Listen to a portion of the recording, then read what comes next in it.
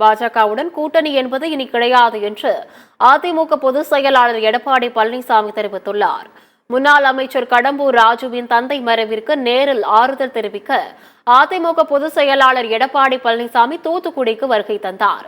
விமான நிலையத்தில் செய்தியாளர்களிடம் பேசிய அவர், தமிழகத்தில் கொலைகள் நடக்காத நாளே கிடையாது என்றும், அரசியல் கட்சி தலைவர்கள் முதல் பொதுமக்கள், பெண்கள் என யாருக்கும் பாதுகாப்பு இல்லாத நிலை திமுக ஆட்சியில் உள்ளது எனவும் தெரிவித்தார்.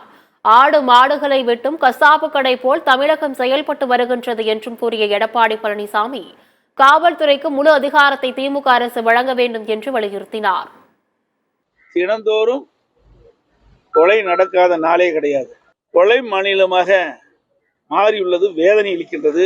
இன்றைக்கு காவல்துறை ஏவல் துறையாக வைத்திருக்கின்றது. காவல்துறைக்கு முழு சுதந்திரம் கொடுத்து சட்ட ஒழுங்கை காக்க தவறிய அரசாங்கமாக இன்றைக்கு இருக்கின்றது. இது தமிழகத்திற்கு பெரும் ஆபத்தாக விளைகின்றது.